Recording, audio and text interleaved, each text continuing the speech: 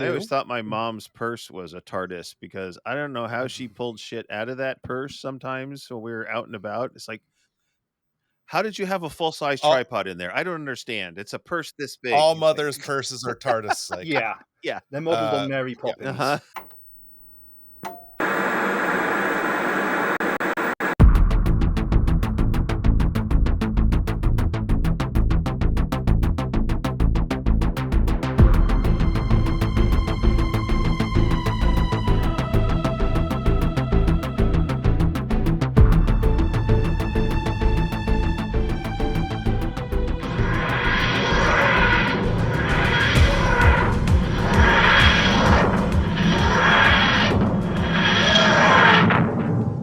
Hello and welcome to another episode of Three Do Who. With me today, as always, are my co-hosts James and Mike. How are you two doing? Um, we're in the middle of a heat wave again. Why is Yeah, it that us kind of too. every time we record, the temperature just like skyrockets? We're sending the Um, heat from America over because it's too hot over here. Yes. So whenever we're going to record, we say, "Oh, let's just blow it that way over the ocean." yeah, thanks. I also found out that one of the medications I'm on makes me actually even more susceptible to heat. So kind of, Oh, yeah, Jeez. that's yay! fun. Yeah. Yeah. Golly. Uh, Oh, I'm not doing too bad. I am on day 3 of my official retirement from state service, so I am a very happy little camper. So, Congrats. yay! woohoo! You've been counting down the Oh days and yes. now they're finally And here. finally, it's now I'm in post thing. So I go on my little app and it says, "It has been 3 days since your retirement." Like, yes, I know. Just in case I Nice. want to keep a track. And I have been just enjoying having new eyes. And these glasses are just blue blockers because my eyes are much more sensitive to blue now. Mhm. Um, So no blue this- movies for you then. no, I can't watch the Smurfs or Avatar. Avatar. Or Uh, anything with I can't even blueberries. listen to Blue Oyster Yeah. Cult because apparently it just makes my eyes sensitive. Yeah, yeah, yeah. But yeah, other than that, the surgeries were great. Um, Brilliant. yeah, And what else is new with I your should have. job? With your job? What else is new with Oh your yes, job? well Yes. yeah, I quit my job at FLIR and now I work for Northwest Mobility, servicing mobility vans and mobility scooters and actually helping people instead of Blowing them up? working for a company that blows people up. Yeah. Yes. So, Given what's going on in England at the moment, can we avoid talking about blowing things up? sure, Sure. sure. Yeah.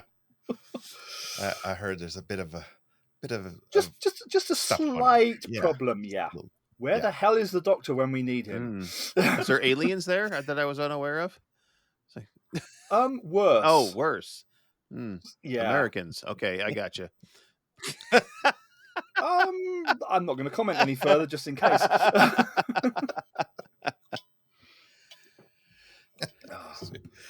Oh my goodness. So should we get on to some Who news?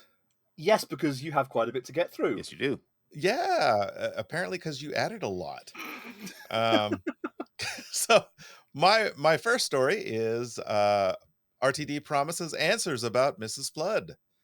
So Doctor Who may have definitively dealt with Sutek in Shurigatwa's debut season, but the show left one more mystery to torture us with just before the credits rolled. Anita Dobson's Mrs. Flood, decked out in a white coat reminiscent of Time Lord Romana, appeared on a London rooftop, smashing the fourth wall by addressing the audience and proclaiming that the Doctor's story ends in absolute terror. So the Empire of Death ending inevitably spawned questions and theories galore from Doctor Who fandom. Who is Mrs. Flood, and what does she have planned for Shurigatwa's Time Lord in Doctor Who Season 2? She had us all roaring with laughter at the scene. She is so brilliant. I promise you next year, great answers to that and great solutions, Davies said. Probably because she's wearing white fur, people are going to think she's a Time Lord companion, Romana, aren't they? When pressed on what that coat could mean, Davies replied, I'll leave that echoing in the pages of SFX. I promise you answers to that. Again, that's going to be next year. I can't tell you how much joy and fun we had with this. Anita Dobson, I'm laughing out loud. Anita Dobson's got the best stuff ever coming up. Glorious. So, yeah, sounds like it's going to be a a really interesting, fun reveal of who she is. A better plotline, hopefully, than series 1. Anyway, Anyway, yes, Oh, hopefully. God, let's Yes, hope. yes. But we'll get to Let's that. hope. yes. Yes. Oh, and next up is Jodie's back. Really? So it's been revealed that starting in 2025, both the 13th Doctor and Yaz are going to continue their adventures via the medium of audio. Big Hmm. Finish, who this year are celebrating 25 years of making Doctor Who audio dramas, have announced that between 2025 and 2027, there will be 12 new adventures for the 13th Doctor. No plot details as of yet, but the dramas are available to pre-order from the new Big Finish website. And if you're not familiar with Big Finish, stay tuned until the end when James will be going through part 1 of his guide to getting started with Big Finish. All right, then. And then next on the docket is a new spin-off series. If audio isn't your thing, don't worry. At SDCC, it was finally announced, after much discussion about what was possibly the world's worst kept secret, that there would be a spin-off from the main series called The War Between Land and Sea. So far we know it's being jointly written by RTD and Pete McTighe, the writer behind all the mini episodes done for the Blu-ray announcements, along with familiar faces from Unit. The show will also star Russell Tovey and, oh my goodness, you put this in here just to make me read this. Yeah. Gugu Mbatha-Raw? I have no Sure, idea. I've never heard sounds it said out loud. Yeah. Google my There are bath video raw. clips. Google my bath raw. There- Google my bath there raw. are There we video- go. Yeah. There are video clips of Russell T Davies talking about this from San Diego Comic-Con. I'm Yeah. certain that the actual pronunciation will be in there somewhere. Let's hope, because if I have to say that without like some direction, again, it's gonna be bad. I'm gonna screw something up. I know it. So it will be dealing with the return of the Sea Devils. And then our final piece of news for this episode is the next Blu-ray season was announced, and as if all that wasn't enough, it's been announced that the next classic season will be coming out on Blu-ray. Is season 25, the second season to feature Sylvester McCoy as the Doctor, and the penultimate season of the classic show, along with as broadcast versions of the episode. There are new special editions with enhanced visuals and previously deleted scenes, extensive documentaries, isolated music scores, and the fan favorite Behind the Sofa for each story. Release dates to be announced eventually. Yeah. The Blu-rays, when they come out in England, there is a way to work out which date it will definitely not come out on. When everybody thinks it will, No, it's the date when that it's they scheduled to. The date Yeah. that it's scheduled to, yeah. Okay, fair enough. That's usually the way it goes. Yeah. That's usually the way it goes. But yeah, say there is a trailer online, and I have to say that especially the Happiness Patrol, the new visuals for that look amazing. I'll have to check it out. Yeah, because it's not just kind of like they've put in some CGI effects and everything. They have extended all the background. So basically, for some bits, what was in the original kind of 4:3 picture is now just like the top corner of the screen, and the rest of it is Blade Runner style neon lights and all kinds. Yeah, Very check cool. the trailer out. They have done amazing things with it. And yeah, that means that that's the last Sylvester McCoy series to come out. It's kind of lots of debate at the moment about what's going to happen with the black and white seasons, because of course an awful lot of those episodes no longer exist. Right. There's a lot of debate about what's going to happen with the 2 remaining Pertwee seasons, because the picture quality of those stories needs a lot of work. Yeah. I have seen some really good restructurings that they're being able to do now using AI. Unfortunately, again, AI is everywhere, but it is capable of doing quite a bit of like freshening up and sharpening up of. Oh yeah, there is a reason that I am biting my tongue at the moment. I'm going to be very tactful. and say that there is an issue in the Doctor Who community at the moment with AI.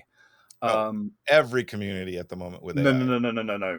The Doctor Who one has got a whole unique problem with it. Oh, Okay. and what is that? And this is where the black and white box sets issues comes in, because having, I first saw them in 1997, I think. They basically, reconstructions of the missing episodes, Right. where they've used off-screen photos, the existing soundtrack, stuff like that.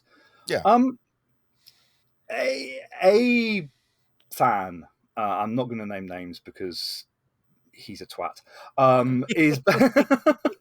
is trying to take these existing recons and kind of make them more animated using AI. Yeah. With results that vary from pretty bloody awful to holy crap, even Donald Trump would think this looks shit. Yeah.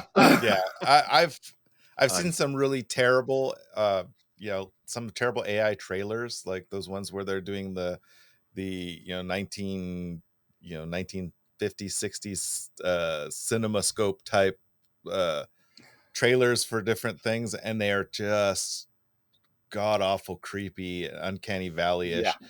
Where I think it does shine is when they're taking existing footage and using AI to go through and animate the process of sharpening and redefining Precisely, it. yes. That I think it's very useful. But yeah, where they're trying to just reimagine it, it turns out being creepy every single time.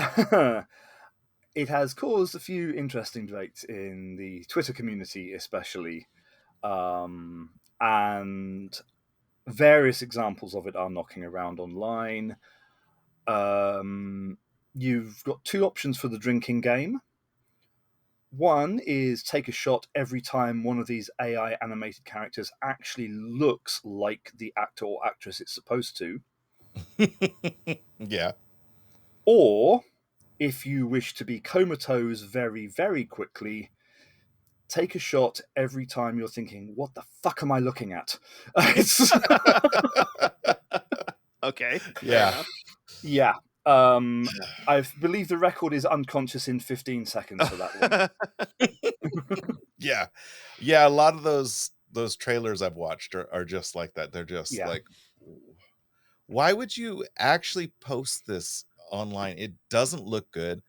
It's very creepy. Like, from one scene to the next, a character will morph and change into a completely different version of that character. Oh, that's and I think nothing. it's just because AI hallucinates, and it just in these, they change from one actor to another within the same shot. Yeah. Oh, wow. What's just like it's like the like I love the gadget videos on YouTube, but every once in a while you'll run into a channel where they've just done it all via AI. Like, the announcer's AI, the clips are gathered via AI, and so they'll just continue showing things over and over of the product that they're trying to talk about, or they'll show a completely unrelated product, and like it has absolutely nothing to do with what the AI announcer is talking about. I just can't stand those. It's like when you went through and did a watch through of this to make sure that it was okay, why didn't you catch any of this? Like, You're assuming they did a watch through. Well, yeah. I mean, any good editor would do a watch through and say, "Oh, okay, wait, it screwed up here." You don't just trust the computer to make all the choices of what it's going to cut and keep out of the list. It just never works right. No, but So anyway, that's the fan news as well. Then that yes, AI has had an interesting couple of months. It's only going to get weirder, I'm sure. If there's anything weirder than the clips in this, then I don't want to see them. Oh, yeah. So let's get on to our topic for this episode, and that is the 15th Doctor's first season. So this is going to be like a so All right, that's it. It's over. All right. Let's just turn everything off. Anyways, this is going to be a casual discussion of the first season of 15th Doctor. We're not really scripting anything. I've got notes Like Russell for T each of my Davis. episodes. Sorry, I Yeah, didn't say that. exactly. Exactly. So, with that said, I'd say let's just go kind of Yeah. episode by episode. We'll each say kind of what we think about it, and leave it at Okay, that. first of all, I want to start off with it's almost like season 1 was BBC saying, "How can we spend as much of the mouse's money as possible before we piss Yes. them off?" Mhm. And it just seems like, yeah, it's they had a great budget for this season, but Oh but yeah. the meat, we had all gravy, we had no Yeah, this meat. this season's special effects are probably the best of Yeah. all the seasons put together. I mean, well, James James, is a you little gotta reacting admit there. there were some very good special effects in this season's episodes.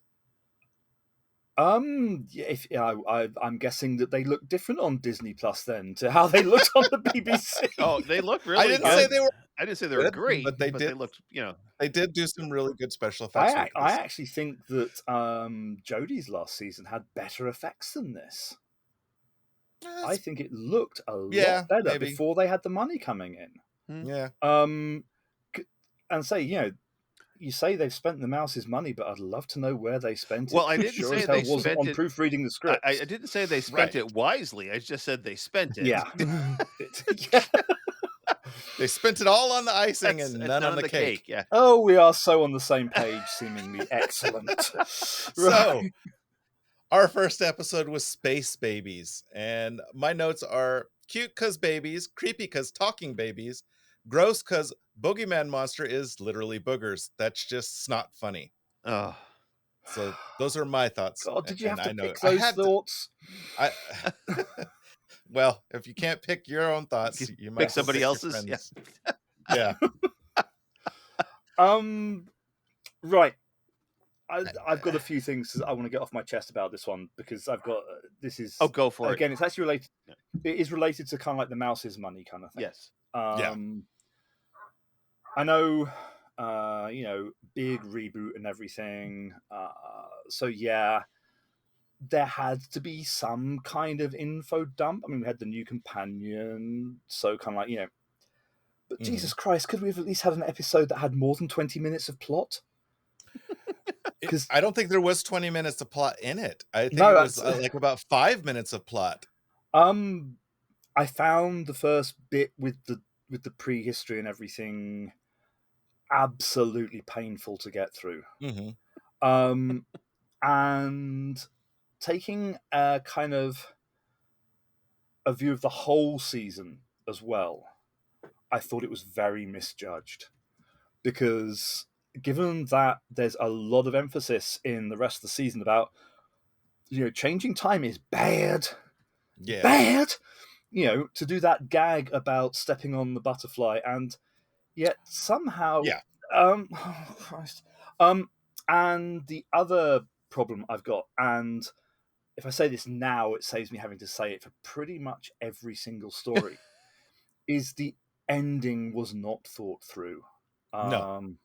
That's one thing that was consistent through the entire season 1 was the endings were kind of slash. They made a big thing once they finally got to the plot on the spaceship. Mm-hmm. They made such a big thing of, there are no controls for this spaceship. It's locked in position. It can't be flown kind of thing. So what does he do at the end? He basically fires out a whole load of nappies to kickstart the motion of a ship that you cannot control. Right. Basically, he has just sent these babies off into oblivion. Yes. Okay, fair enough. Which, truthfully, I know. Truthfully, that's the best thing. I would them. like to have done it. Yeah. The other thing is, unfortunately, as soon as the title was announced as Space Babies, I just thought they were going to replace the theme music with the theme music from Muppet Babies. Oh gosh. Yes, but unlike Space Babies, Muppet Babies was fun and Yeah. actually, Entertaining. it had plot. Yeah. Yeah. Now, I will say it was an So, yes. entertaining show. None of the shows were not entertaining. They just were not Right. great. Yeah. I mean, it was If I I wanted, just the babies were uncanny valley for Yeah. me. if I it's wanted to just sum up my weird. feelings about all of the episodes in one go, it would be they were great as first drafts. true. Yes. They could have been well refined and Yeah. and actually been decent. Mhm. And I think actually that's my main comment on this season 1 is that it felt sloppy, and this kind of making a big thing of the ship having no controls and then firing it off at random. And the back end of the ship looking like a butt. I mean, Yeah. it's like, really, you Yeah. have to be that juvenile. Well, it was written by bearing in mind 16-year-olds, you know. So bearing in mind that in series, I'm trying to remember which one's a series, which one's a season, and which ones are the Mickey Mouse ones. But basically, in series 1, RTD gave us farting aliens and burping rubbish bins. Mhm. True, but I don't know. This will be Yeah. more funny. Anyway, so Mike, what are your thoughts? I mean, quite frankly, we do have to remember this still is a kids show. Mm.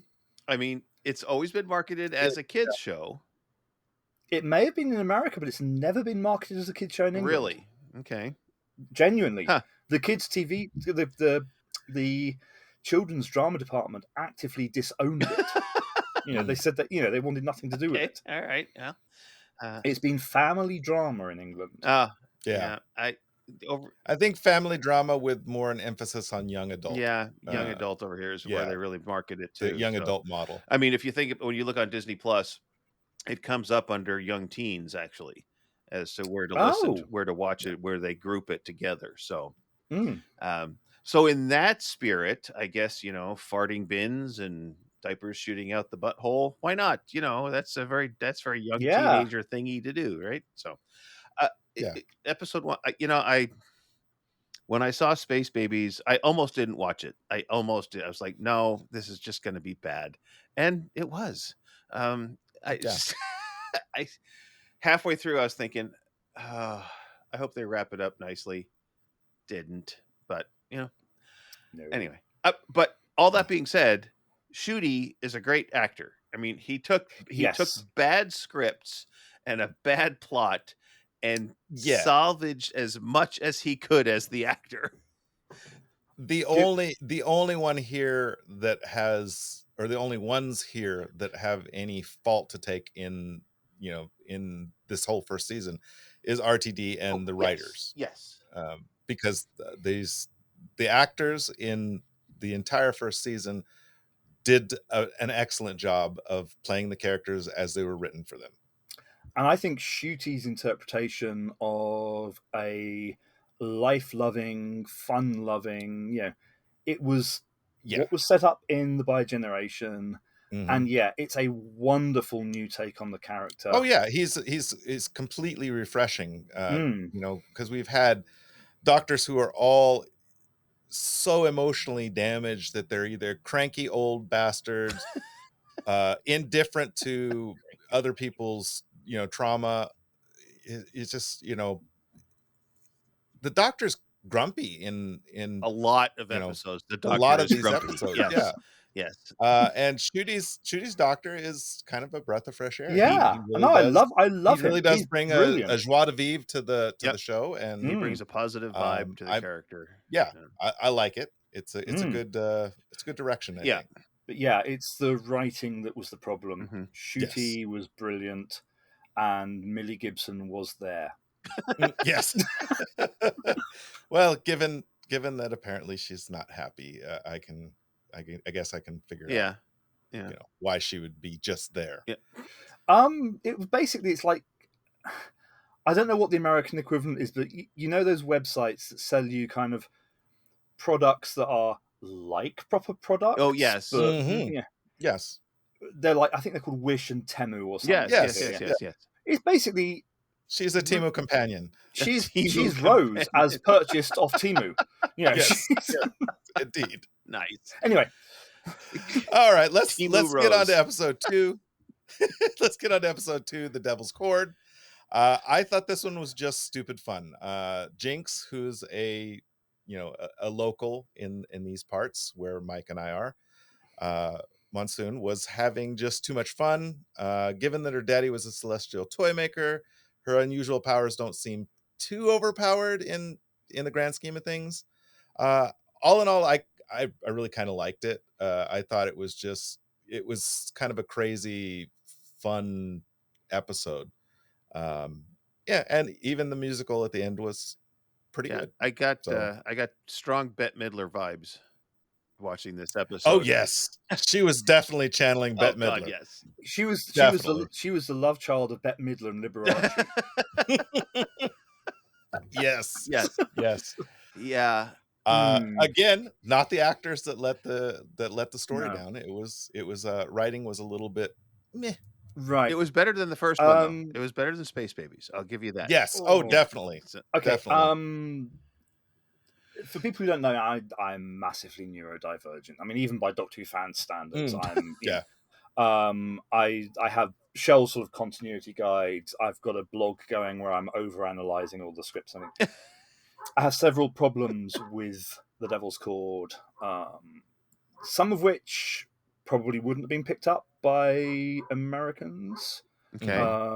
Others might have been, but so we'll start with the real big question.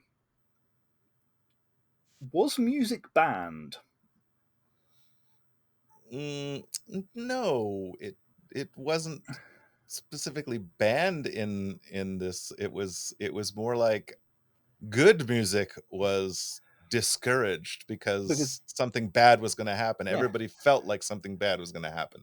So I do have to question just exactly how, in a timeline where good music is prohibited and everything, why someone would have spent several £1 million building the Abbey Road studios. Well, yeah, there is that. And that to me is the first kind of red flag. The only thing I can think of is commercial uses. Yeah, but say it wouldn't because commercials are a big deal. But they wouldn't have upbeat jingles. They wouldn't have had, Right. And this to me is one of the big problems I've got with a lot of stories where changes to time take place. Mm-hmm. There's no thought or attempt given to actually following those changes through. Right. Okay. So yeah, big part of me is like, well, why would there even be the Beatles? Because the Beatles came off the back of rock and roll in America, and would rock and roll in America have taken place? No. Mm-hmm. Hell, I mean, even Vera Lynn would have been kind of banned as part of World War II. Mm-hmm. So kind of like, this whole thing where they said, oh, because good music was kind of, well, we wouldn't have made it to the 60s in the way that kind of the show said without that, because the English war effort relied heavily on music to kind of keep our stiff upper lips British, and so Keep them British. Yeah. And I also couldn't work out at the end kind of like what actually happened to the timeline. Did it go back to being 100% as it was previously, or are we still in this weird I mean, timeline? I think that's what they just implied, but it's not really well thought out. No. You're right. It really isn't. Because say, if you take it for what is shown on screen, then actually there is still this bizarre window from like 1920 to 1963 with no music. Good music is is prohibited. Right. Yes. So is that the state of the timeline that the rest of the episodes take place in? Is that well, I'm wondering if it's not like with Star Trek, the whole Q thing, because Q always throws, the crew of whatever ship he's visiting into absolute chaos and destroys their lives, destroys their timelines. But then when he's gone, everything snaps back to where it was. Okay. And I put Celestial Toymaker Yeah. and and his relatives on pretty much the same level Yeah. as Q, as just omnipotent beings who can So do things in a there's snap. yeah. So there's that kind of aspect, and so yeah, I mean that's probably what they intended, but I think it could have been a lot Mhm. clearer. They There were should have made it much clearer. yeah. Yes. There were two other bits which I don't know if kind of like non-fans picked up on them. The first one is, when was this story set? Well, obviously the 60s, but we're not sure exactly when. No. They give you the date. Oh, They they do give give you this date. That's yeah, correct. Yeah, they do. Yeah, it's just before the Beatles record there. yeah. So yeah, It's February 1963 or thereabouts. yeah, it wouldn't have been that nice in England at that time. The As far trees as would not have been in full no, bloom. Millie would have been pointing the way. You right, know, right. And what she was wearing is not yeah. appropriate for a Um, British winter. that you know, they, they they could even have got around it by saying that kind of like in this changed timeline, oh, things got shifted back 6 months, hence it's Mm. summer. All of So there's this weird thing that they're in the TARDIS. They say, "Oh, we're going back to I think it was February. It's either February or January 1963." Yeah, it's early in the year. And they go outside, and historically, by the way, that was the year that England froze the brass monkeys off. Mhm. There you would not have walked around in skimpy Hmm. outfits. Um, Yeah. and then there is the really bizarre line. The line that has led some people to question what was going on behind the scenes with the episode order. Mm. And it's a really subtle one. I probably I didn't didn't catch it, catch and I've it then, watched yeah. that Yeah. episode like 2 times now. So, what month and what year does the Doctor take Ruby to show her the destroyed future? Well, he takes her back to her own Yeah. timeline. Yeah. So 2024 or I so. don't remember. Yeah, I don't remember when. And he says explicitly, so what is it for you now? Is it June, July? Oh, that's right. He does. Yeah. But hold on, literally, the story before that leads into this one, Is at Christmas. Christmas. Yes. So is the implication, therefore, that there is 6 months between Space Babies and Devil's Cord? What difference does it make? He's a Time Ye- Lord. He can travel around in time. No, because when we then get to Boom, Yeah. it's explicitly stated that this is Ruby's first alien world. Right. Okay. So yeah, I think they moved the So what was so did they spend 6 months without going to a single alien world somehow? I'm wondering if they moved the episodes around just because of how bad Space Babies probably tested with There is another reason test why audiences. people think that Devil's Cord got moved forward to the start of the series. Because in the UK, literally straight after the Devil's Cord was shown on TV, it was the only slightly less camp than Devil's Cord Eurovision Song Contest. Okay. That too, yes. So there is some people have suggested that actually they've been shown out of sequence, because you'll also notice that in the Devil's Cord, Maestro makes big deal of he's coming soon. Mm-hmm. Right. And if it was later in the series, that would lead in nicely Mm-hmm. to the last 2 episodes. Yeah. So there Yes. is a suggestion that basically, again, very sloppily, things got moved around, but it wasn't checked to see if everything still made Continuity sense. stood. Yeah. Would not be the first time that Doctor Who has done that. Strangely enough, season 25 has got a problem with that as well. But when the Blu-ray comes out, we'll talk about that then. Okay. But yeah, it bugged the hell out of me, that episode, because it was sloppy as fuck. January, February, but trees in full bloom. Yeah. And it was also the episode that kind of gave away who the big bad was. Because Yeah. that sequence where they go to the future was lifted directly from Pyramids of Mars, Mhm. which was the story that Sutek featured in. Yes. So yeah, that was a freaking big kind of, Hmm. It was a pretty big tip of the hat, and they really probably should have put Devil's Cord right before the Legends of Ruby Sunday. Yeah, that seems to me a far more logical place, given the dialogue, given what Maestro says, given the relationship between the Doctor and Ruby by that point is clearly much stronger than someone who's just met, each other. Mm-hmm. Right. Mhm. Yeah, they are much more chummy in that episode than they would have been. Yeah. Yeah, because in Space Babies, they were not as No. sure of each other. So So yeah, yeah. I think you're right. I think they did a little bit of juggling around, A, to try and tie in with Eurovision, and B, maybe because, like I said, Space Babies probably tested poorly with the test audiences. You think? And then that brings us to Boom. Well, Mike, did you have anything else to say on sorry, Dave. No. Devil's? No. So yeah, then we, as James said, we get to Boom, the third episode. I thought it was an interesting commentary on both religious zealotry and corporate greed. It's a corporation whipping up religious zealots into a forever war to keep profit margins high is pretty believable. Mhm. I really don't have anything bad to say about the episode, other than it was just it was a meh episode.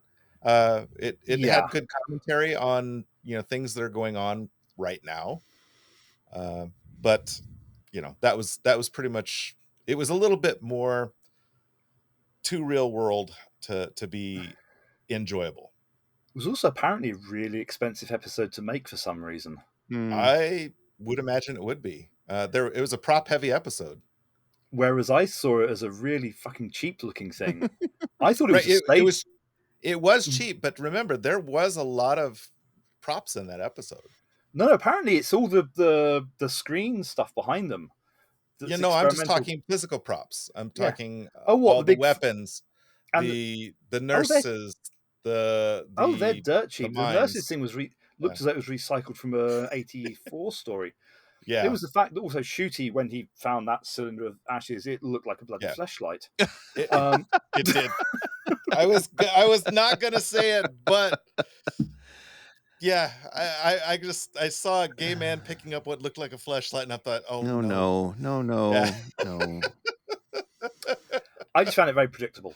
It was. I thought, like I said, other than it just being a fairly good commentary, but not fairly well masked, it was it was an okay episode. I don't have a lot of bad to say about it, not a lot of good either. It was an episode. Mike? I mean, Yeah. when you think about it, it's like, okay, it came out, you watched it, you're like, will I watch it again?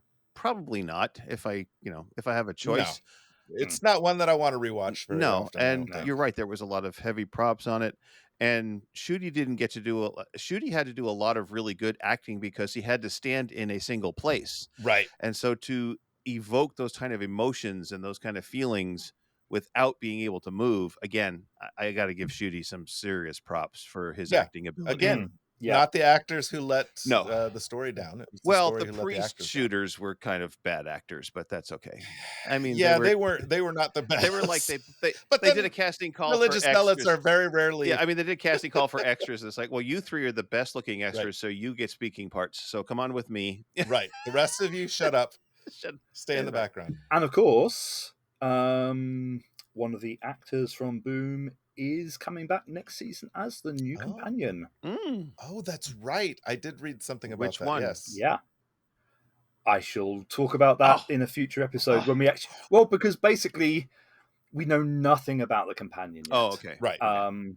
So until we know more, I think it's fair to say because the rumor is that she's not coming back as the character from Boom. It is someone else. So yeah, which means that she was totally forgettable in Boom. Yeah. Mm.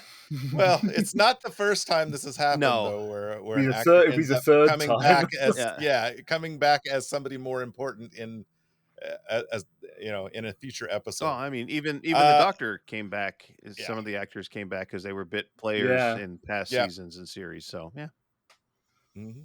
Well, I mean, the stuff like that's been going on since the Three Stooges, though. that's true. Yeah. Hey now, You know. hey Mo.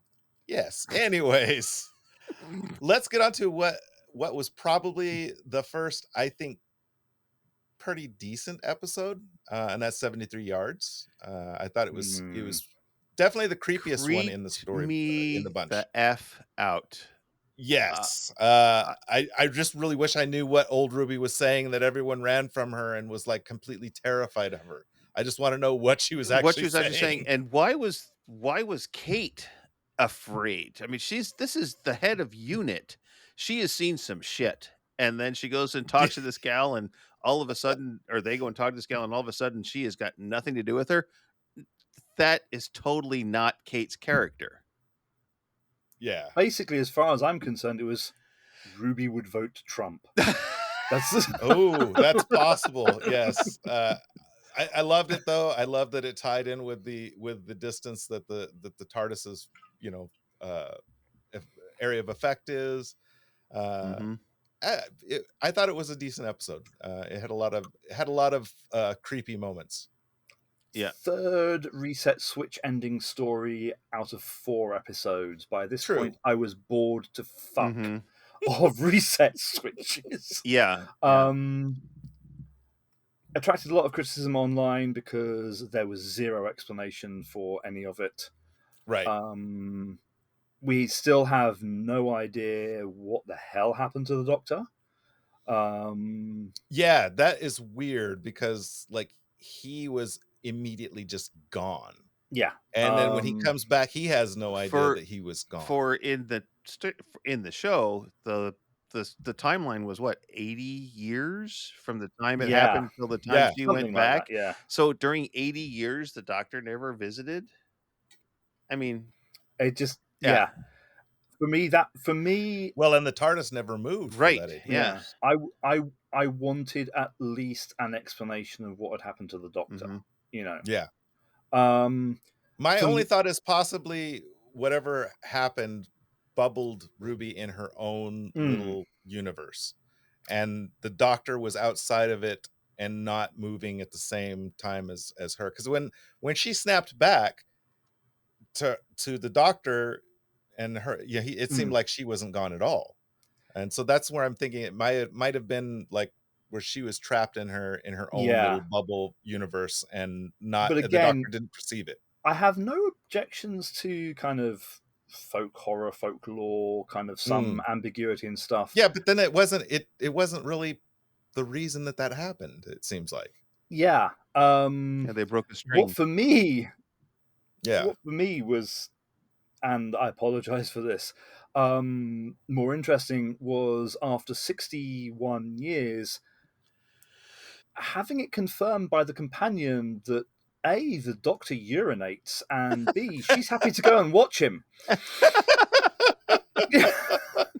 Because if you remember, as soon as he disappears, her first thought is, "Are you having a slash behind the TARDIS?" And she Right. says that as she's walking around. Right. To what? Well, they got really comfortable in those first 6 few months, episodes. yes. Yeah. I would, it was fine, but I needed at least a modicum of explanation. Yeah. I like I said, I thought the first half of it was very, very creepy.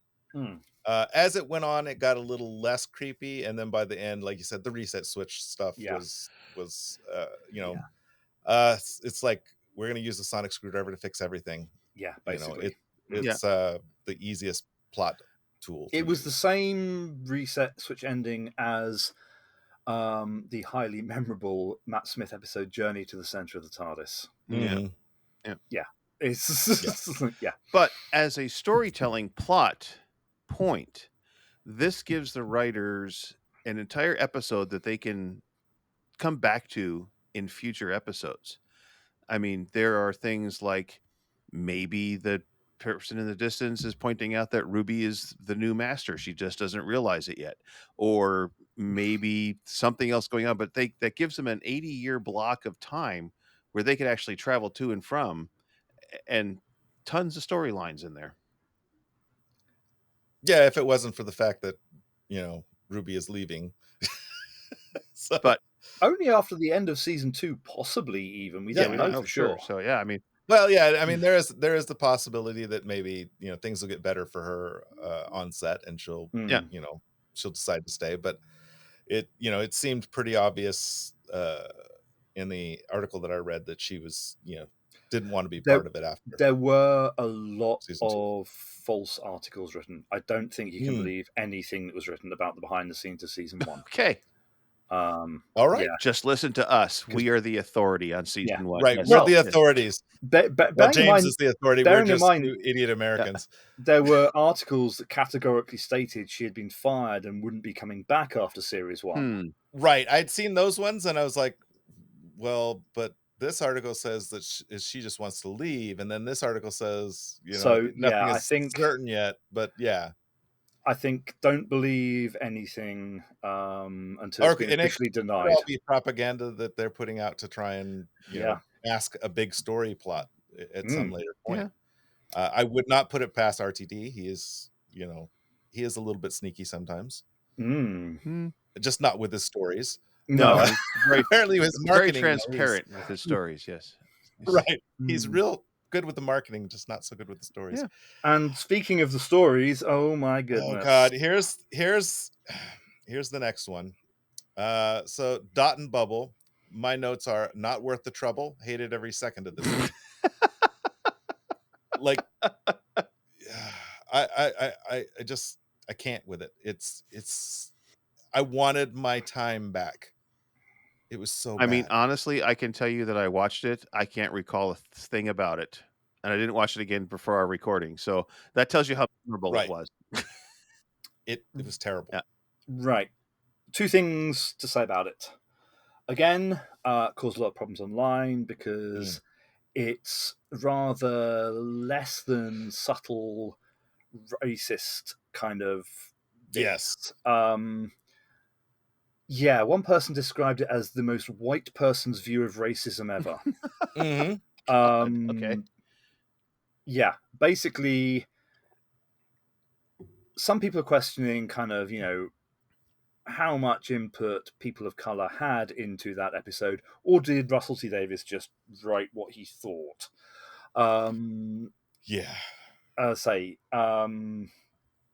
It's problematic, but we are 3 white people, therefore we are not the people to be discussing kind of that. Right. That's true. Right. What I will quite happily discuss, though, is if Douglas Adams was still alive, then I would hope Douglas Adams would sue the pants off RTD for ripping off Hitchhiker's Guide to the Galaxy. Yeah, there were some H2G2 moments in there. Yeah, the whole of the fucking plot. So, for people who've never either read or seen or listened to Hitchhiker's Guide to the Galaxy, one part of the plot involves a group of advertising people, middle managers, telephone sanitizers, who basically are seen as a complete drain on society. And so they're packed off somewhere and to get rid of them because society doesn't want them around. And yeah, basically kind of it goes catastrophic. Well, now we know where they went. Yeah, and basically in The Hitchhiker's Guide, they end up going into the forest and making a new civilization. And as far as I'm concerned, the other big 2-fingered salute that RTD did was in the original story, the Douglas Adams version, everyone in the society who got rid of the middle people is killed off by an unsanitary phone system. And in the RTD version, everybody got killed off by a pissed off phone system. Right. I mean, basically, it was the entirety of the Golga Frinchen plot, just with the Doctor sort of in there somewhere. Yeah. Yeah. My letter to DWM basically said, I was cheering on the slugs. Yeah. Actually, they were the best part of this entire episode. So yeah, it was abysmal. Some people loved it. Some people thought it was wonderful and deep and meaningful. I thought it was drivel. Yeah, I did too. It was just pure, like, idiocy. Mm. It was stupid. And that's actually why a lot of people said that the RTD should have consulted. Well, one of my big problems with it was, okay, so she can walk just fine, or they can walk just fine when they have their bubble up. But when the bubble goes off, they can't walk. It makes absolutely no sense. There was no internal logic in the episode at No, all. it's like that old blonde joke, the blonde goes into a hairdresser and she's got her headphones in, and she, and the hairdresser says, well, before I can wash your hair, you need to take your headphones off. And she says, oh no, I can't take them off, because if I do, my boyfriend says I'll die.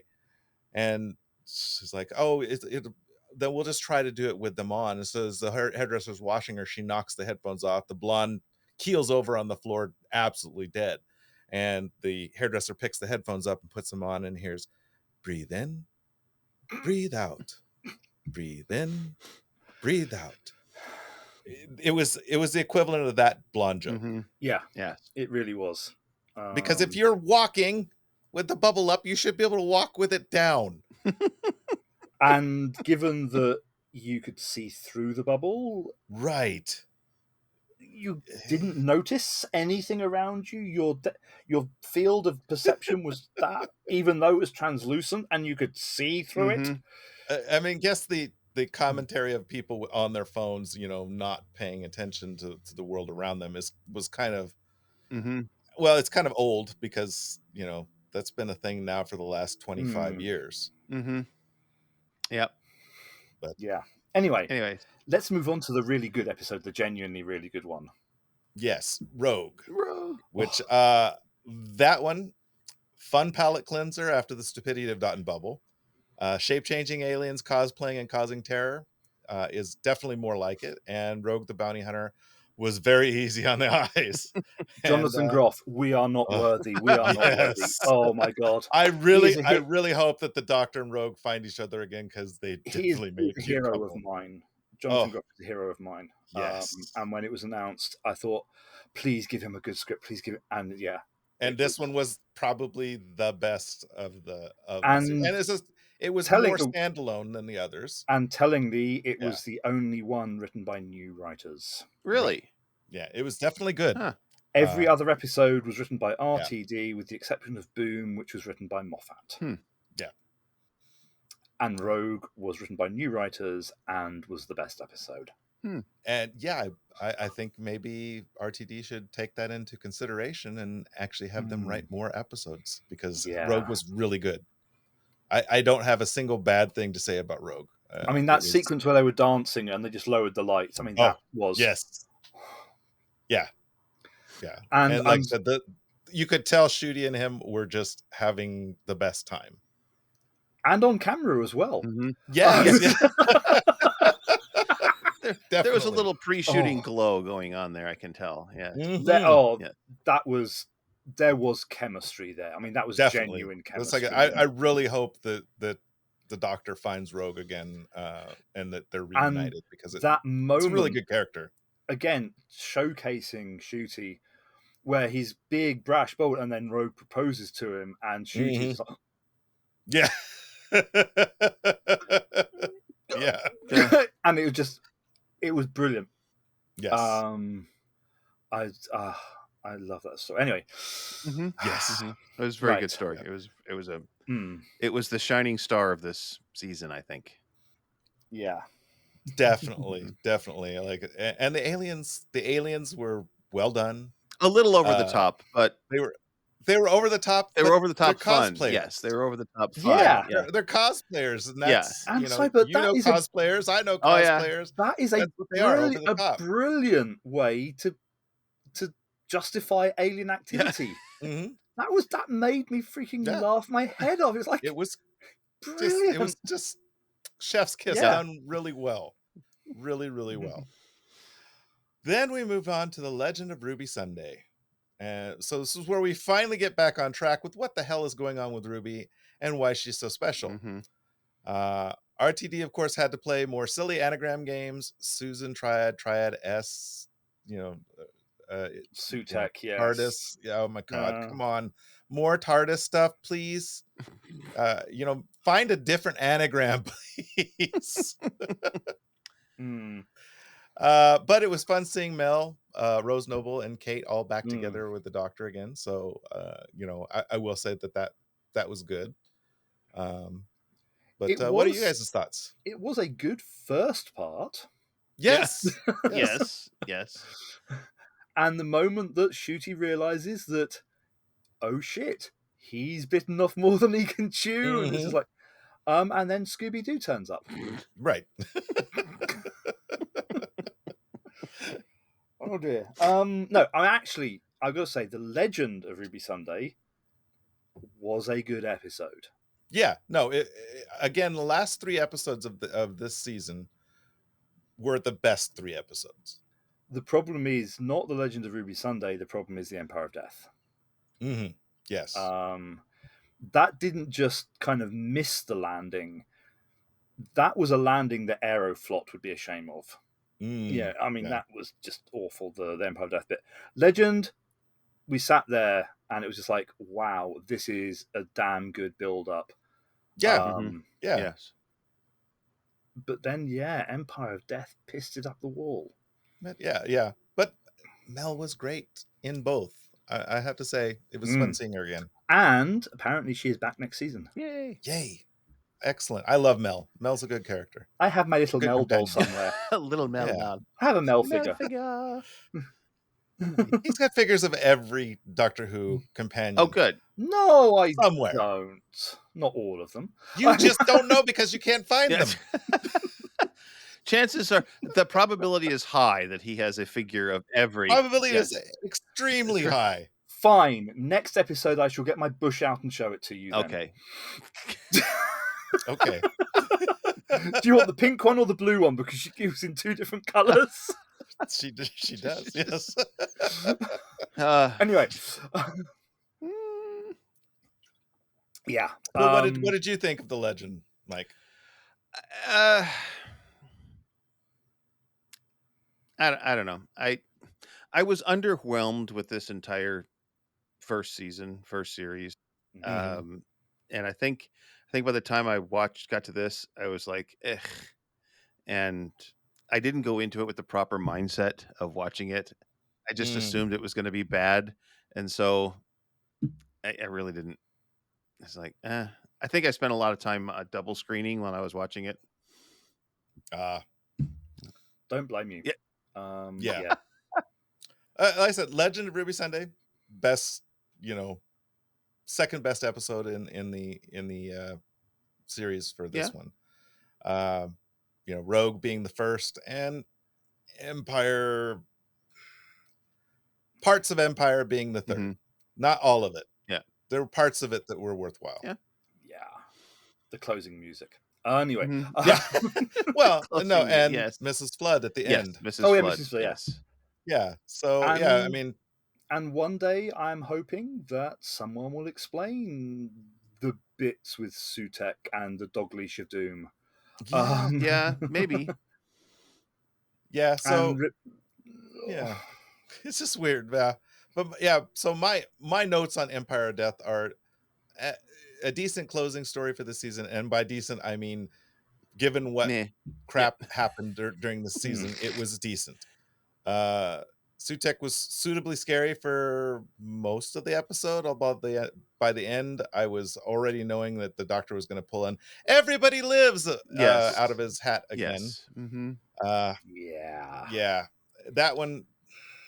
This is like, if there's no consequences, it's kind of right.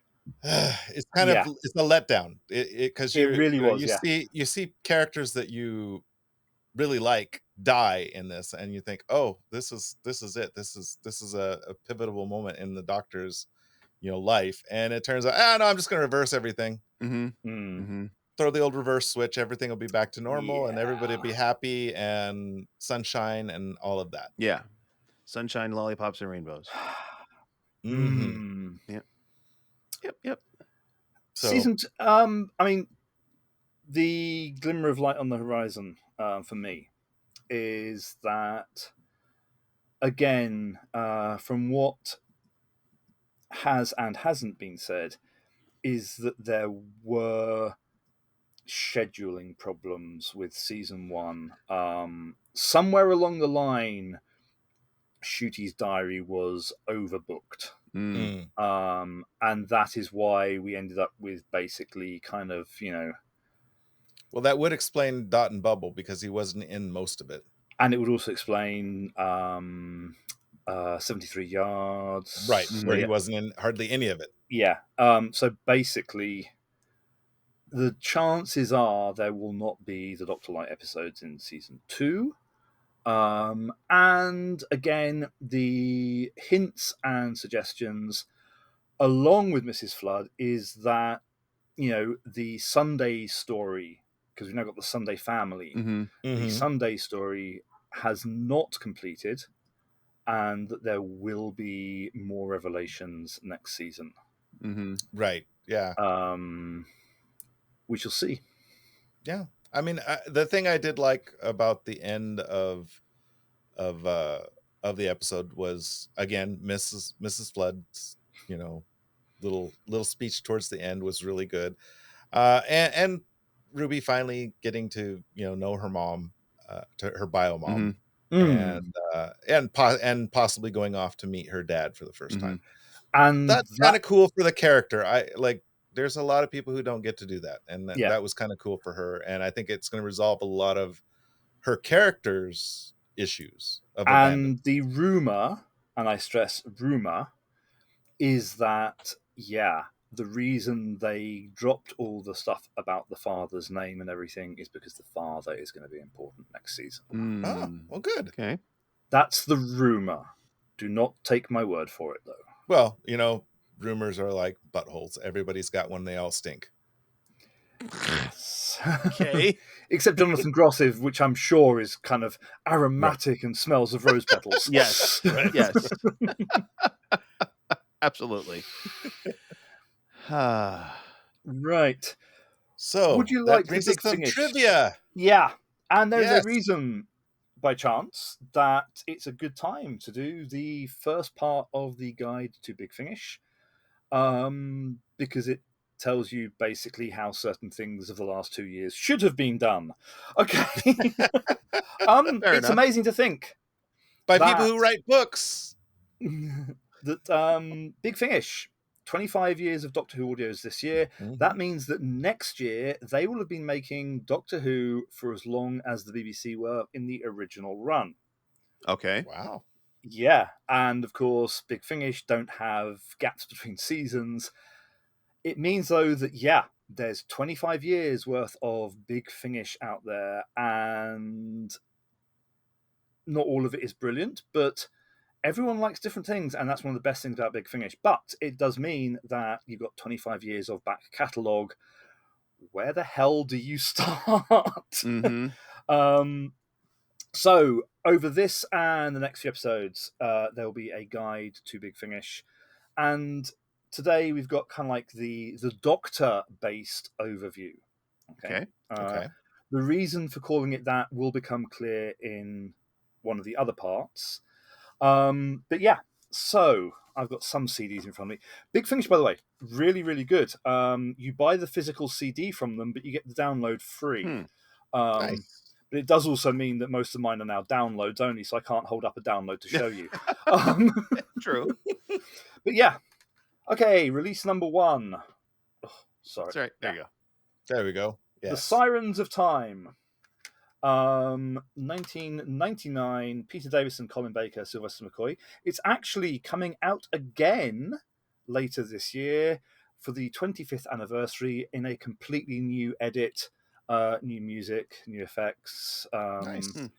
But basically, for the first batch of releases, they had Peter Davison, the 5th Doctor, they had Colin Baker, the 6th Doctor, and Sylvester McCoy, the 7th.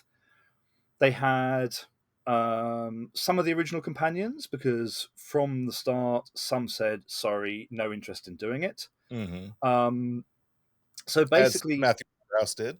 yeah, which is fair enough. It's Yeah. their prerogative. I Yeah. think sometimes as fans of certain cult type shows, we make assumptions about what the actors are and aren't willing to do. Right. Yeah. But yeah, so basically the first 15 or so releases are all pretty much kind of like bog standard standalone stories featuring these three Doctors. Round about release 12 or so, they dropped a bombshell in Doctor Who magazine and said, by the way, we've got Paul McGann. Nice. And yeah, release number, because they're all numbered, number 16 is one called Storm Warning. Okay. Now, this is where things do start to get a bit kind of fiddly. Stories featuring Doctors 5, 6, and 7 mostly are standalone in the early years. But Paul McGann, they release those in seasons and they form an ongoing storyline. Okay. So you've got Paul McGann, he gets a new companion, Charlotte Pollard, who is an Edwardian adventuress. Nice. Yeah. That fits well with his aesthetic. Yeah. Played by India Fisher, who is amazing. Oh, and not to make you feel jealous or anything, but I'm going to go and see Paul McGann and India Fisher in a month's time. Anyway. Congrats. Send lots of pictures. Yeah, we'll talk about that, though, next month, because that's a major Big Finish event, which I want to talk about. Anyway, nice. The first four, I'm not saying they're the best four. So Storm Warning is brilliant. The other three are mixed. They were written, they admit, in a hurry, so therefore they are kind of rehashes of old fan dramas. But yeah, so basically you got 15 releases with 3 Doctors doing standalone stuff. You then get 4 McGanns in a block. They then do another year or so of releases with the regular Doctors. They then progress the Doctor and Charlie story. So basically, kind of like for the first 49 or so releases, you get random smatterings of Doctors 5, 6, and 7, and then these seasons of Paul McGann. And for the 40th, I've got to get my numbers right here. There is a major release called Zagreus. Okay. Which is a massive turning point in the 8th Doctor storyline, because basically it sees the Doctor and Charlie exiled from our universe. Oh. Yeah. I remember hearing something about that. And then Big Finish have got this great big storyline planned for them, kind of different universe, everything. And then the BBC goes, by the way, we're making Doctor Who again. Can you bring him back to this universe so that we can kind of, Nice. Of course, yes. So basically, kind of eventually the seasons of McGann end. He returns to this universe, and then basically Doctors 5, 6, 7, and 8 all circulate around the main range. And it's great fun, actually, with the McGann ones, especially working out which ones were supposed to be set in this alternate universe, and then they hastily rewrote to be in ours. Yes. Yeah. Now, that's fine if you're a fan of Doctors 5, 6, 7, or 8. But what about Doctors 1, 2, and 3? And 4? Doctors 1, 2, and 3, of course, are no longer with us. And Tom Baker somehow is still going. Somehow, yes. Yes, he is. Yeah. Pure spite. They introduced a new range of Doctor Who stories called the Companion Chronicles, Whereas the main range stories are mostly 4-part stories, the companion chronicles are single disc, 2-part releases with literally 2 or maybe 3 people in the cast, and it's the companion telling the story. So, because William Hartnell, Pat Troughton, and John Pertwee are no longer with us, the companion simply narrates the Doctor's lines for them. Yeah. Cool. And there are some amazingly good ones, by the way. One featuring the recently deceased William Russell, called The Time Museum, I think is a work of pure genius. And yeah, they do some fantastic things with those early companions. They even literally managed to give one of William Hartnell's companions a whole new lease of life. And I'm using the word literally in its accurate sense there. Anything else, though, would be a spoiler. Okay. Main range continues, and other ranges start coming in, but I'll talk about those in another episode, because what we also find is that Tom Baker suddenly decides he would like to do them after all.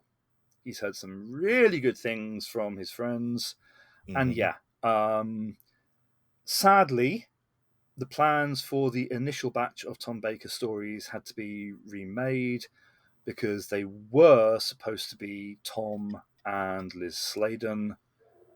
Liz sadly passed away before they could record them. But you got Tom and Louise Jameson as Leela. And again, there are some really fun stories in there. One thing to watch out for, though, which is why I want to start bringing some of this in, they were a bit naughty with the Tom Baker ones. Yeah. They forgot to say that some of them were 2-part releases. So therefore, you know, because they didn't make it clear on the Big Finish website, naughty little bastards, you had to pay very close attention to find out if what you were getting was actually the start of a story, a complete story, or the back end of a panto horse kind of affair. Okay. They did stop that after a while. They started making it very clear which were the multi-part releases. Nice. Also, Paul McGann got another lease of life. Yay. Paul McGann became to Big Finish what David Tennant has become to the BBC. Huh. Yeah, but and it's good for him because he kind of got screwed over with the whole movie. Mm-hmm. So, whilst Eighth Doctor and Charlie were having adventures in another universe, and whether or not that was a successful plot line, I shall let people decide. Yeah, it's a brave one. It's got a lot of sci-fi tropes in though, which have got problems in themselves. But anyway, there was a year in the late 2000s when basically David Tennant could only make a couple of specials. I don't know if you remember this. Yeah. So to tie this over, not only did we have Sarah Jane Adventures and we had Torchwood, on the radio, Big Finish made a new series of Eighth Doctor audios featuring the Eighth Doctor and a new companion called Lucy Miller. So for a while, you had 2 series of Eighth Doctors going on simultaneously. And again, the Lucy Miller, there's 4 seasons of those, with a very strong storyline running through all of them. Lucy Miller is played by Sheridan Smith, who is basically kind of like a Jonathan Groff. Yeah, she's a very versatile actress. I've seen her live on stage in Joseph and the Amazing Technicolor Dreamcoat. She does all kinds of stuff. She's in huge demand in this country. Okay. So, if you are looking for Eighth Doctor, you've got to check which storyline you were following, okay? So check to see if it's a Charlotte Pollard or a Lucy Miller one. You cannot mix and match the 2 of them. Okay. Yeah. Without saying what happens, of course, because it would be a huge spoiler, and I mean kind of like, you know, massive spoiler.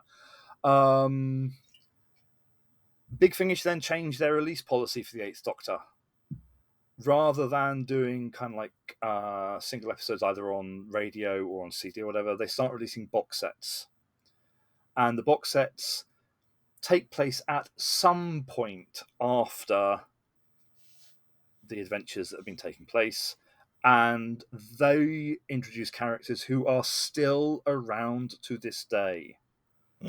Either because they're really bloody popular, or because they forgot to sign the bit that says, I agree. You know, they didn't tick the box saying, I agree that I can walk away from this whenever I want. You know?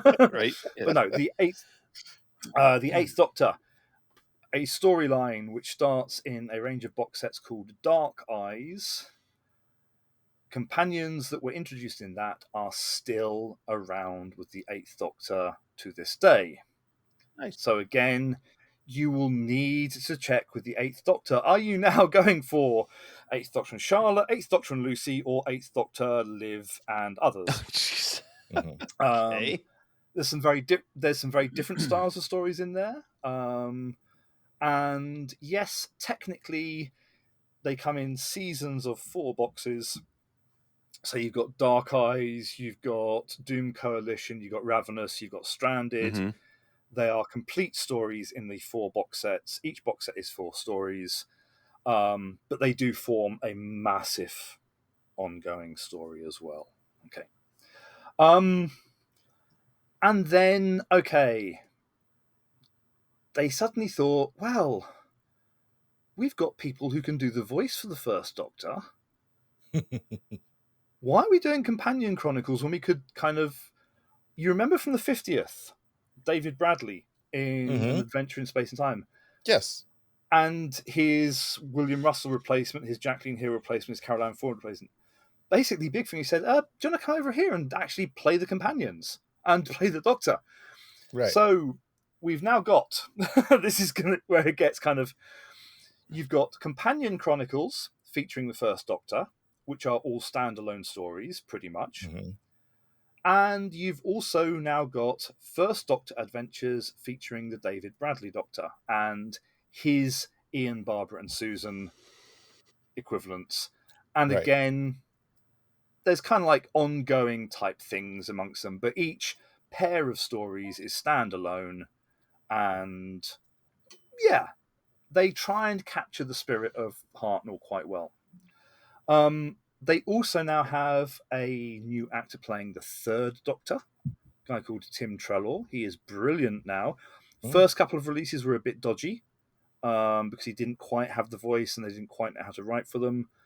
And pretty much all of the Third Doctor stuff is completely standalone. If you want Second Doctor, there are Companion Chronicles, and they are now doing new box sets with son of Patrick Troughton playing the Doctor. So basically, the Second Doctor is an ongoing story. The First Doctor originally was kind of like each box set stood alone, but then they found someone else to play the First Doctor. We're now on to our new First Doctor. He's playing the Doctor further down the line from the original one, and they are again forming a linked sequence of stories.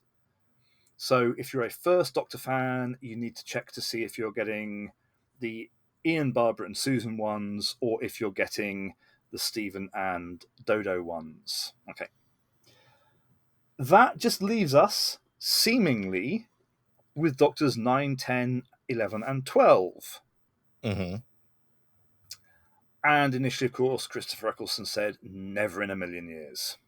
Right. So they launched a range called the Doctor Chronicles, which are, again, basically 2 or 3 voices, one of whom narrates the Doctor. Okay?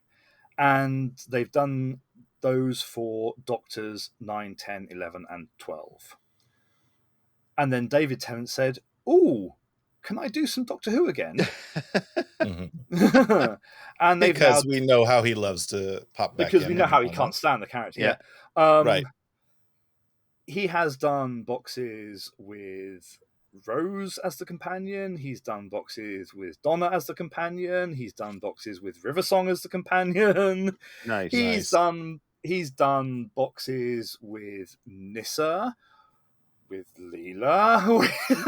Good for him. Yeah, there's a huge range of 10th Doctor stuff out there.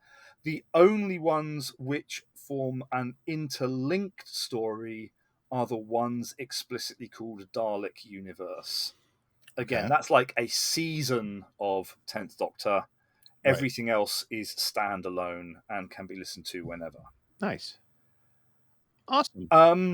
Oh, and then Eccleston said, "Oh, by the way, if he's having so much fun, I'd like a piece of this too." Jesus, of course he did. Mr. Never in a Million Years. I guess it's been a million years. Yeah, same as Janet Fielding said she would never do them. That same as Matthew Right. Waterhouse said that he would never do them. Same as Tom Baker said that he would never do them. Yeah, it's funny how Big Finish always seems to get them like In the end. back in the end because because they see how much fun everybody else is having doing it and they just want to come back and do it. Waterhouse said that in one of his interviews was that, you know, he saw how much fun everybody was having doing it and decided, you know, I'd like to come back. It's a challenge. I'll try to you know, reprise my old voice. Mm-hmm. Ninth Doctor, they are all standalone. You buy one of the boxes, there's no real link to others. There's a couple of 2-part stories, but yeah, the Ninth Doctor ones, again, massively standalone. Nice. Towards the end of the main range, they did start doing kind of like trios of stories where one led into the next. Mm-hmm. And you do have to watch out for stories featuring the 7th Doctor, Ace, and a new companion called Hex. Okay. The first huge batch of those stories are standalone, and then they accidentally did a plot line. And I do mean, by the way, accidentally. Accidentally, yes. They did something in one story. They ran out of time in that story to completely resolve it. So they said, oh, we'll just do it in the next story. That's fine. And then about 3 years down the line, they realized that they still hadn't resolved it. And so they made a big set out of it, which was actually, yeah, I've got to hand it to them. They did it well. And they did pull the rug out of under everyone's feet with it. Because there are some solo 7th Doctor stories which tie in with the Ace and Hex ones. So again, watch out for 7th Doctor ones. There is an ongoing storyline with those.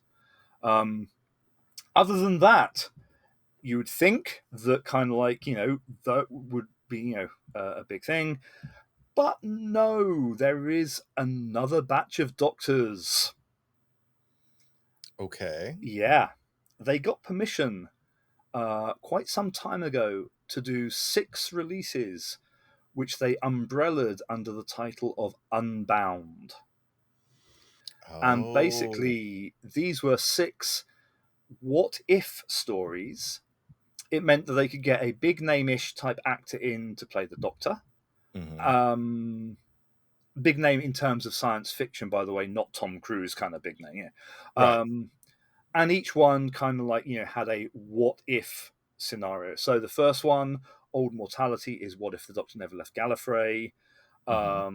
You've got other ones where what if the Valiard won? You know, and they then suddenly realized that they had a really, really good actor for one of them called David Warner. Again, sadly passed away last year. He did one Unbound called Sympathy for the Devil, which basically was what if the Doctor was sent back to Earth by the Time Lords but didn't hook up with UNIT. Okay.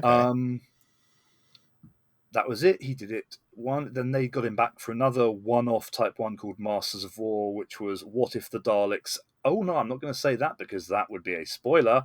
And then they teamed him up with Bernice Summerfield, who I've mentioned in previous Trivia Bits. Right.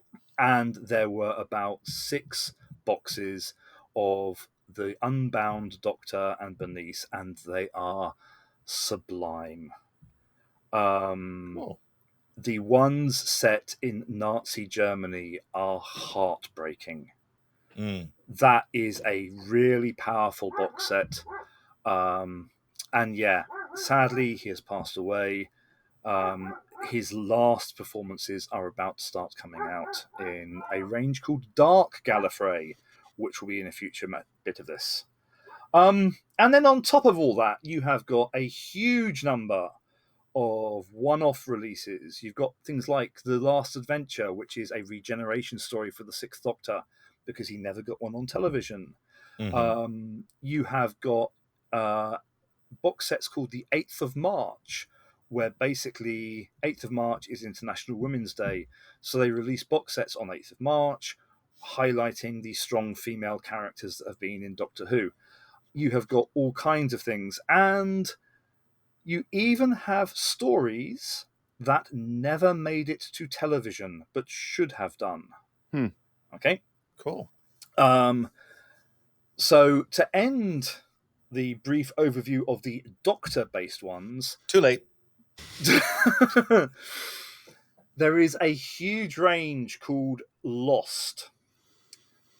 Right the way through the classic run, there are some stories which gained notoriety because they were written, there were plans to make them, and then for one reason or another, they never happened.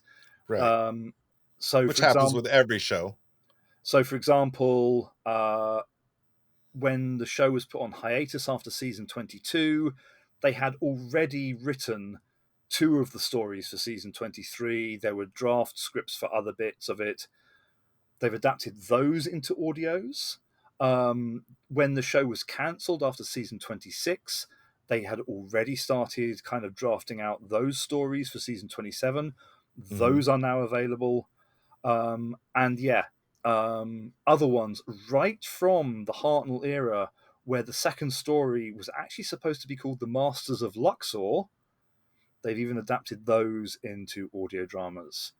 So no matter what your preference for Doctor, there is a story and a companion pairing to sort you out.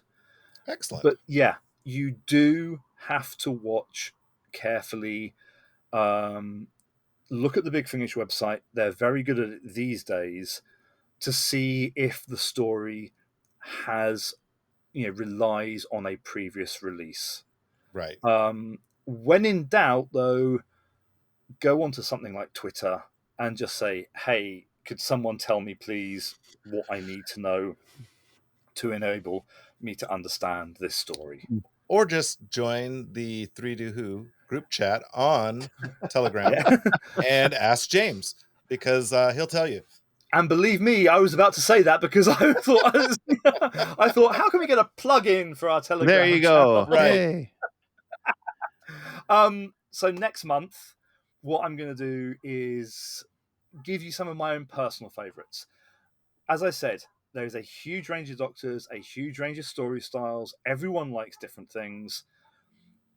There are some which others absolutely adore, which I would quite frankly burn. Others which I will listen to over and over, which others can't stand. So yeah, I'm going to give you 5 or 6 of my own personal highlights from 25 years of Big Finish. And I promise I won't include the one where I'm listed on the with thanks part of the sleeve. Oh, you better. So yeah, 25 years. Happy birthday, Big Finish. It is an amazing track record. Well, I mean, and they've kept us in Doctor Who and kept the torch, burning for Doctor Who when there was no Doctor Who. Yeah. And in my favourites, by the way, one of them will include the Celestial Toymaker. Nice. And I might even throw in a runner-up place to the Big Finish stories featuring Sutekh the Destroyer. Because, yeah, RTD was not the first to bring him back. No, he'll probably be back again. Big Finish did it twice. Nice. Right. Nice. Yeah. All right. Excellent. So, Mr. Stevens, sir, what is our topic for next month? So I kind of want to go a little silly next month, and I think I am going to have us research our favorite Doctor Who comedy spin-offs. You know, like when Rowan Atkinson played the Doctor, Oh, okay. and stuff like Dead Ringers. Um, so I think it'll be fun for people to know there are Yeah. some really good comedy Doctor Who bits out In there. in that case, along with my own pick of 5 or 6 brilliant ones, I shall tell you some of the comedy ones to look out for from Big Finish, because over the Yes. years, yeah. There's some really And good Doctor Who comedy out there, and especially David Big Tennant and the Muppets. and by the way, if I'm feeling really mean, we'll turn it into a sing-along, because Oh, no, no, no, No, no, no. guess who also did musical episodes before RTD did? Yeah. Yes. Hey, Jeez. comedy tonight. Brilliant. Yes. All right. So thanks for joining us on another journey through the Whoniverse. Remember, you can support the show by liking and subscribing on YouTube or subscribing on Buzzsprout for as little as $3 a month. You can send us an email at 3dowho@gmail.com or a text from 3dowho.buzzsprout.com. The link is at the top of every episode of the show notes. Follow us on Blue Sky at 3dowho.bsky.social. Remember, the very powerful and the very stupid have one thing in common. They don't change their views to fit the facts. They change the facts to fit their views, which can be uncomfortable if you happen to be one of the facts that needs changing. Mike, any final thoughts? Just shoot that nappy for the changing right out the butthole. There you Right. go. So that's it. That's all I got. It's hot here. I need to get out of this room and into my air conditioning. Whew. And I'm going to say that, yeah, how the hell did we end up in the situation where a gay man brought back female Bush and made it popular? Who knows? Who knows? It's the way of the Who world. knows? Yes. See you next month for the silly season. Yes. Yes.